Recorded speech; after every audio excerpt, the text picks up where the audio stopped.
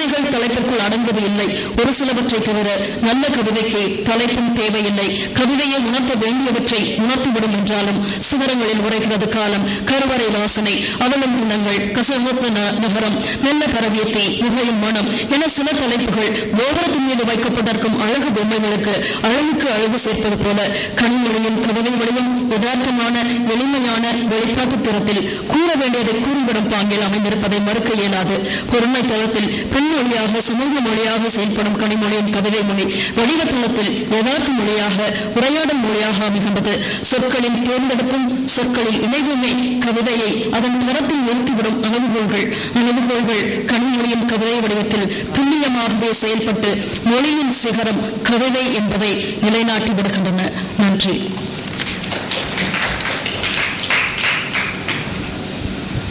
கேள்விகள் கேட்கலாம்.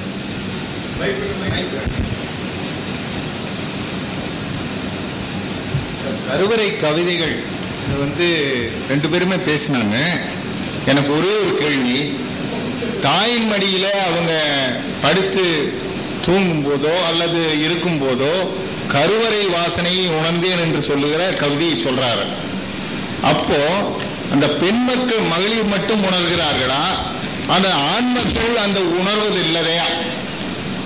ஆண் மக்கள் ஆண் குழந்தைகள் கருவறை வாசனையை உணர்வதில்லையா அப்படிங்கிற எனக்கு ஒரு கருத்தை தெளிவுபடுத்தினா நல்லா இருக்கும். ஏன்னா சித்தர் பார்த்தீங்கன்னா தன்னுடைய துறவுகோலம் பூண்டு வெளியே போகும்போது கூட, அம்மா நீ எப்ப இறக்குறியோ அப்ப நான் உன்னுடைய மடியில நான் உன்னுடைய பிணத்தை நான் காண்றதுக்கு நான் வருவேன் அப்படின்னு சொன்ன ஒரே துறவி சித்தர் தான், வேற யாரும் வந்தல. அதுபோல எல்லா மக்களுக்கும் அந்த வாசனைகள் இருக்கிறது என்பதற்காக நான் உங்களிடத்தில் இந்த கருத்துரையை வழங்குகிறேன். படைப்பாளரினுடைய படைப்பு அனுபவம், அந்த அனுபவம் ஆண் மக்களுக்கு பொருந்தாதா என்ற கேள்வி. ஆண் மக்களை எழுதினால் சொல்லுவார்கள்.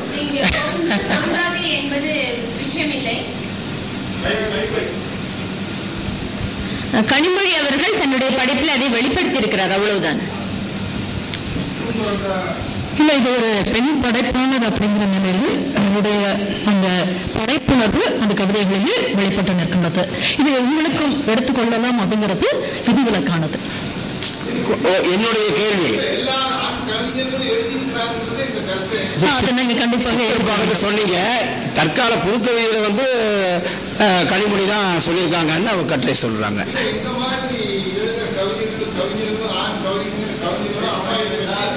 இல்ல அம்மா அம்மா என்று அது அங்கதான் நீங்க தப்பு பண்றீங்க. இந்த கருவறை வாசனைங்கிறது ஆண் குழந்தைக்கு பெண் குழந்தைக்கு வித்தியாசம் கிடையாது இல்லையா? அந்த கருவறைங்கிறது தான் பெண்ணினுடைய வரலாற்றை தீர்மானித்ததில் பெரும்பங்கு பெண்ணுக்குத்தான் உண்டு என்பதனாலே அந்த கருவறைங்கிற சொல்லையே அவங்க கையாளுறாங்க. சரி, அதை நம்ம முடிச்சுக்குவோம். சரி, அடுத்து என்னுடைய கேள்வி, கனிமொழியின் கவிதைகளில் தாய்மை பற்றி வருகிறது போல தந்தமை பற்றி ஏதாவது கவிதைகள் உள்ளனவா? தந்தமை அப்படிங்கிற தந்தை தந்தை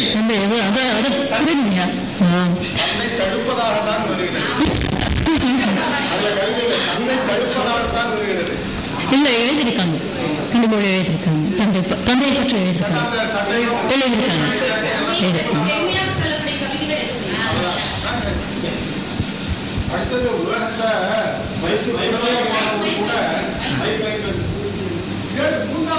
பட்டினத்தடிகள் கூட தாயினுடைய சிறப்பை சொல்றாங்க. அந்த கருவறையை சொல்றாங்கல்ல, கட்டிலும் தொட்டிலும் கால் மீதும் தோல் மீதும் வைத்து என்னை காதலித்து முட்டை சிறைகளிட்டு 300 நாள் சுமந்து பெற்றெடுத்த தாயார் தனக்கே எரியதானது. அப்ப தாயினுடைய சிறப்பை அவர் உணரலையா?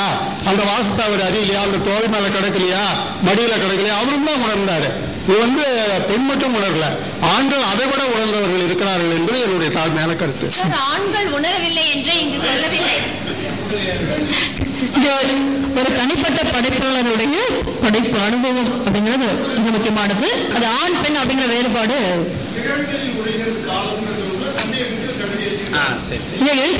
எழுதியிருக்காங்க. நான் சொன்னேன் இல்ல எழுதியிருக்காங்க அப்படின்னா நான் சொன்னேன்.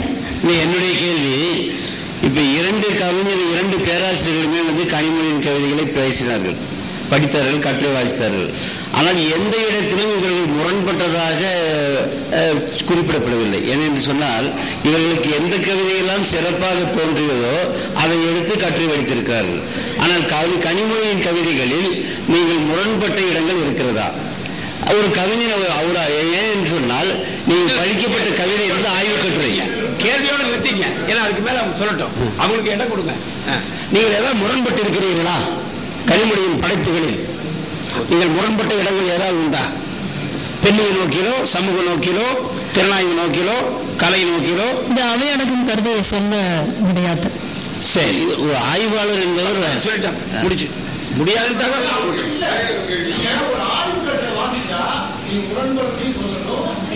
நான் அதை ஆரம்பத்தில் நான் குறிப்பா சொன்னேன். இல்ல, குணம் நாடி குற்றமும் நாடுவதுதான் திறனாய்வு நான் முன்னுரையிலே சொன்னேன். சரி பாருங்க, இல்ல சில பெண் கவிஞர்கள் தன்னுடைய மாதவிலக்கை பற்றி தெளிவாக பச்சையாக எடுத்து சொல்லிய பெண் கவிஞர்கள் இருக்கிறாங்க. ஏன்னா இந்த விவாதத்துக்குரிய வந்த பின்னால இப்ப நீங்க பச்சைன்னு வார்த்தை பயன்படுத்துறீங்கல்ல, இது ஆண்மொழி இல்ல, அவங்க அதை பச்சைன்னு நினைக்கல. சரி சரி, வெளிப்பட இதுதான் இங்கதான் முக்கியம். இதுதான் பெண்மொழி.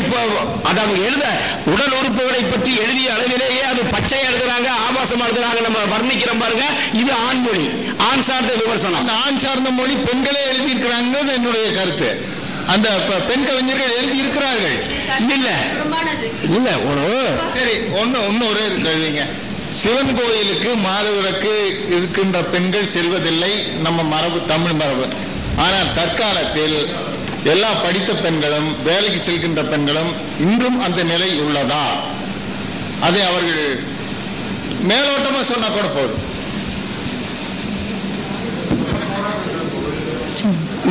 நான் ஒரு கேள்வி கேட்கிறேன். சங்க கனிமொழியினுடைய கவிதைகளை வந்து சங்க இலக்கியத்துக்கு ஒப்பாக கூறினீர்கள். சங்க இலக்கியத்தினுடைய மறுமொழியாக அமைந்துள்ளது என்று சொல்லுவீர்கள். அதற்கு சில சான்றுகளை நீங்க சொல்லலாம். கண்டிப்பாக இந்த விமர்சனம் கூட நான் சொன்னதில்லை. கனிமொழியினுடைய கனிமொழி ஒரு பெண் கவிஞர். அந்த பெண் கவிஞருடைய கவிதைகளிலே இவ்வாறு சங்க பெண் கவிஞர்கள் அவர்களுடைய அந்த உணர்வுகளை வெளிப்படுத்தினார்களோ அதே போல ஒரு பெண் என்ற நிலையிலே தன்னுடைய ஆழமான அனுபவ நிலைகளை சொல்லியிருக்கிறார்கள். அதனாலதான் சங்க இலக்கியத்தினுடைய கூறுகள் என்று சொல்லக்கூடியது. இரண்டாவது கருத்து என்னன்னு சொன்னால், ஒரு பெண்ணினுடைய தனிப்பட்ட மன உணர்வுகள், அந்த மன உணர்வுகள் இங்கே சொல்லுவாங்க. சங்க பெண் கவிஞர்களும் சொல்லியிருக்கிறார்கள். அதே போல தற்கால பெண் கவிஞர்களிலே கவிஞர் கனிமொழியும் சொல்லியிருக்கிறார்கள் என்ற காரணத்தினாலதான் அந்த செய்தியானது. அப்படியான ஒரு சின்ன கேள்வி. கனிமொழியினுடைய கவிதைகளில் உள்ளுரை இறைச்சி உண்டா? குறியீடு கவிதைகள் இருக்கின்றன. நாம் புதுக்கவிதையை பற்றி சொல்லுகின்ற பொழுது குறியீடு படிமம் என்ற அந்த சொற்களை தான் பயன்படுத்துகின்றோம். உள்ளுரை இறைச்சி என்பது சங்க கவிதைகளுக்கு மட்டும்தான். நான் முடிச்சிடலாம் வாங்க. பெருமதிப்புக்குரிய அவையோருக்கு என் வணக்கம். இவ்வளவு பொறுமையாக இருந்து